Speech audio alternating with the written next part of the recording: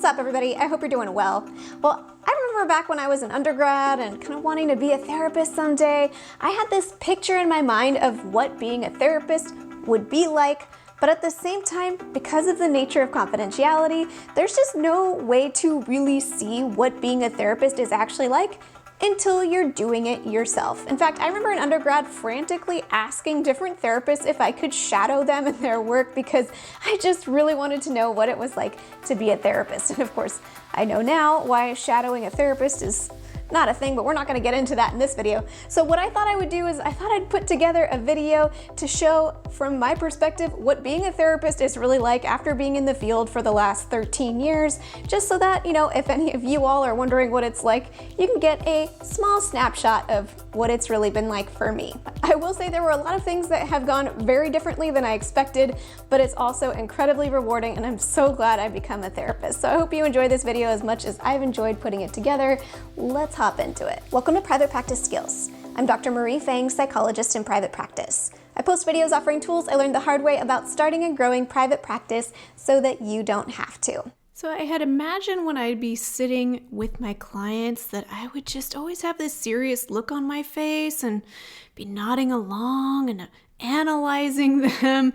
But in reality, there's a lot of laughter and smiling and kind of chit-chat aspects to therapy. I mean, it makes sense. It's a normal human interaction, and those are things we do with other people in our lives, so why would therapy be any different? I also had imagined that I would just be so focused on saying things like, so tell me about your relationship with your mom, and focused on the client's parents and upbringing and their history and all that serious stuff. In reality, the hope is to really understand all aspects of a client. Like, so tell me a little bit more about you.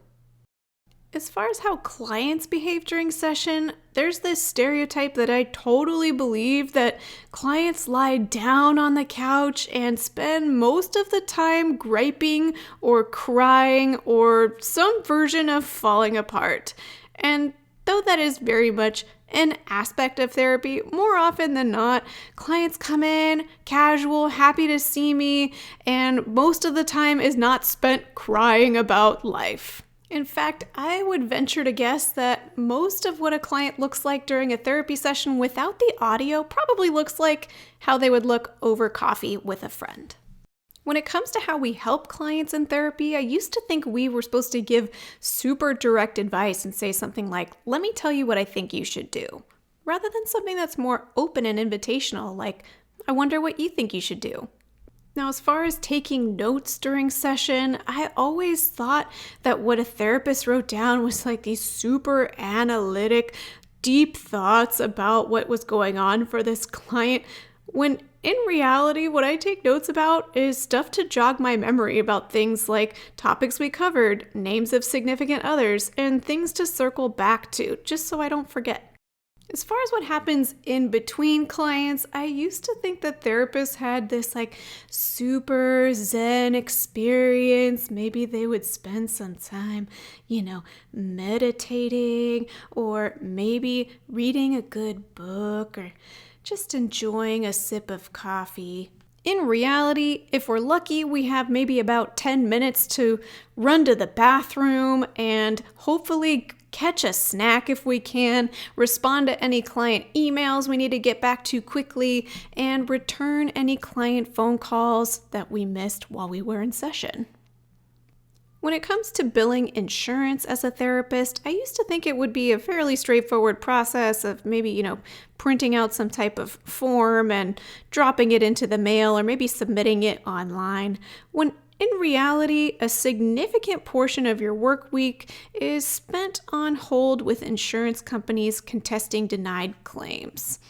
If you're lucky, you might have someone who works for you who gets to do that for you, but that is part of the reality of billing insurance.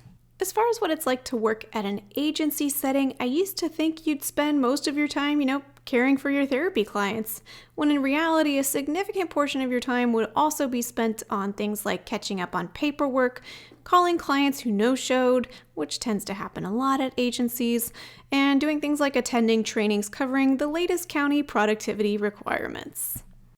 As far as what our grad school training would be like, I thought things would move at a peaceful, leisurely pace because, we're training to be therapists after all, right? I imagine slowly reading through my book with my coffee and just enjoying my time as a grad student.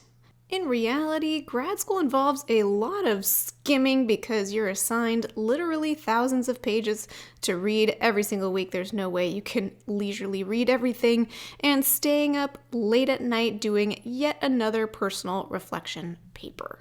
Well, I hope you found this helpful to watch. I really enjoyed reflecting back on what I thought being a therapist might be like compared to what it's actually been like for me. So thanks for this opportunity to make this video. And before we close, I'd like to thank TherapyNotes.com for sponsoring this video. TherapyNotes helps with all of your practice management needs, from scheduling to notes to billing, and included in their subscription is their HIPAA secure telehealth platform. So that means for one flat rate, you can get all of your EHR needs covered and the HIPAA secure telehealth platform as well, which is really cool. If you're interested in checking out Therapy Notes, you can get 2 months to try it for free with no commitment just by clicking the link in the description of this video. Well, I hope you enjoyed watching this video as much as I enjoyed putting it together for you. Let me know in the comments if you are a therapist, what aspects of being a therapist have come as a surprise to you, or if you're aspiring to be a therapist, what sorts of things you're wondering about what you think it's going to be like. And until next time, from one therapist to another, I wish you well.